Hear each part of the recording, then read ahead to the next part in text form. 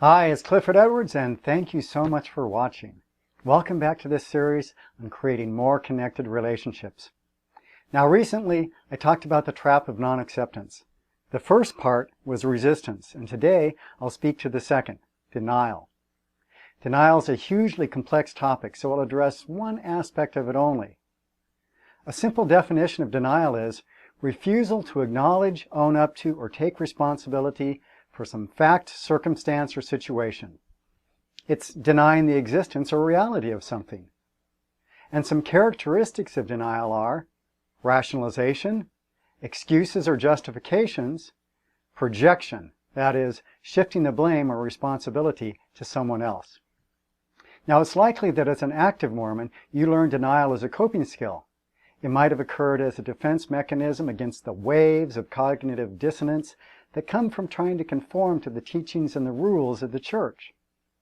To maintain your faith, you likely had to deny or rationalize the contradictions, nonsensical beliefs, the incriminating historical evidence, and outdated social and cultural stances. But you broke out of the trance of denial in order to leave. So the good news is that you've gotten out of denial once, and you can do it again when you need to. Denial is a common thing. When something that we're experiencing or doing doesn't fit into our current self-image or belief system, we tend to deny or minimize it. Or something may seem too overwhelming or too much to cope with, so we deny it. One way it might show up as a relationship trap is being in denial of something about yourself. Now, I used to have real anger issues. I was an incredibly angry, often volatile guy. Because growing up, I developed a perfect nice guy persona, and I couldn't stand to be with the thought of my anger. When things happened that triggered a natural anger response, I suppressed it.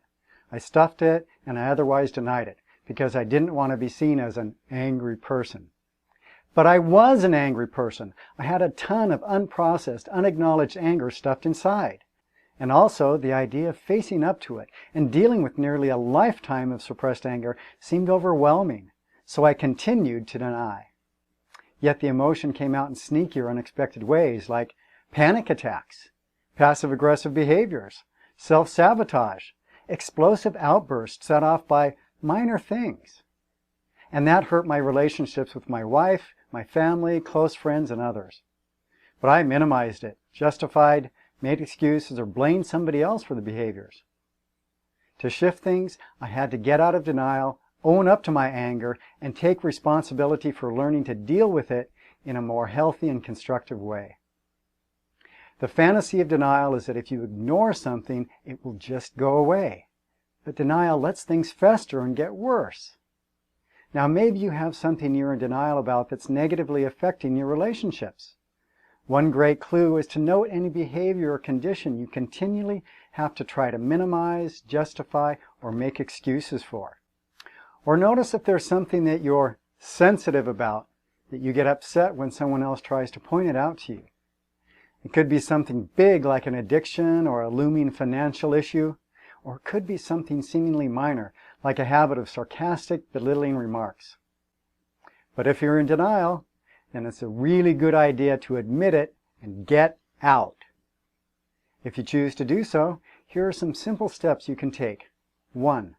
Start by acknowledging it to yourself, first silently a few times and then out loud. For my example earlier, that sounded like, I have anger issues. I am an angry person. Make sure to consciously breathe and relax as you do this. Number 2, write about it. In a journal or notebook, free write about whatever it is. Get it out of the recesses of your mind and onto paper.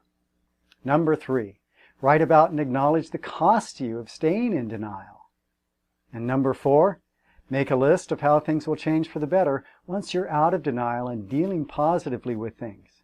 And finally, number 5, make an action plan to deal with the habit, situation, or behavior. And if you need to, reach out for help.